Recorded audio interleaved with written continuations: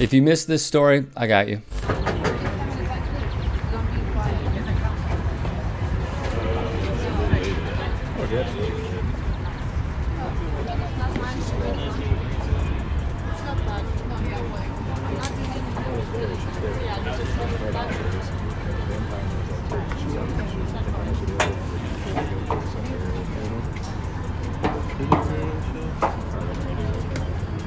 At the Western and Southern Open in Cincinnati, Ohio, two Russian tennis players were competing against one another. That's when this spectator, whose name is Lola, showed up. Sports journalist Ben Rothenberg noted she wore a vinok, which is a Ukrainian floral wreath crown.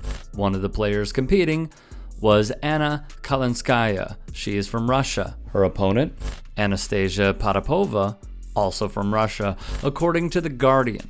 During a qualifying match between the Russian players, one of the players reportedly complained to the WTA chair umpire Morgan Lara about the fan. According to many reports, Lola was quietly minding her business, simply taking in the match, not making a peep. Now, per Rothenberg, Lola had quite the rebuttal. When the chair umpire told her it's not nice to be sitting with the flag, Lola responded that it was not nice to invade a country. Well, Lola doesn't take any crap, now does she? Furthermore, Lola said the umpire then came to speak to her. The message I got was that it is agitating Russian players. I said, I'm not putting it away. They kept playing for a minute or two, then they stopped the game again. And then the security guard came up to me and said, ma'am, I'm going to call the cops if you won't leave. Local 12 reports Lola, who is a huge tennis fan, is overcome by emotion after the incident. This is not Russia, she said tearfully. This is United States of America.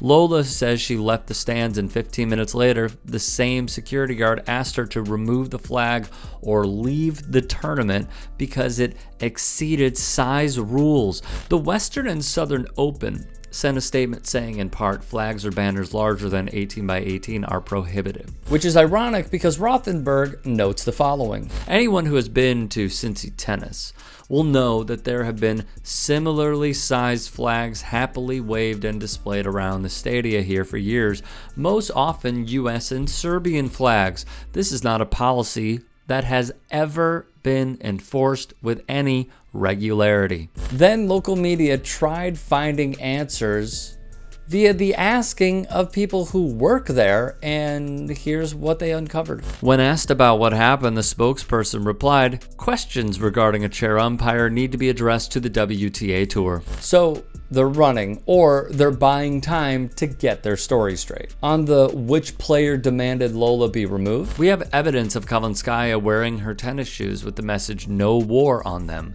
She displayed this message to reiterate as a Russian athlete at Indian Wells back in March. Potapova gave this quote to Eurosport. Unfortunately, now we, professional athletes, are essentially becoming hostages of the current situation.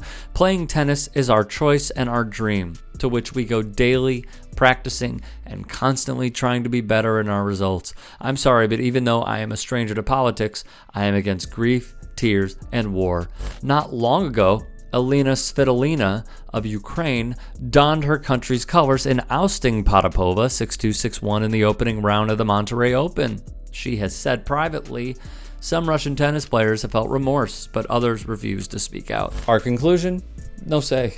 Don't know. Rothenberg also wrote of what occurred with Lola after she was removed. After briefly considering cutting her flag down to a regulation size, Lola was escorted by the security official to the parking lot, where he had told her she could store this offending Ukrainian flag in her car. She was then allowed to return to the tournament grounds. Local 12 asked the president of the nonprofit Cincy for Ukraine, Eugenia Nemiravska de Santos, about the incident. Russian players come in and dictate here what U.S. citizens can or cannot do, de Santos said. That kind of does not bode well with the Ukrainian community. By the way, Kalinskaya beat Potapova in straight sets.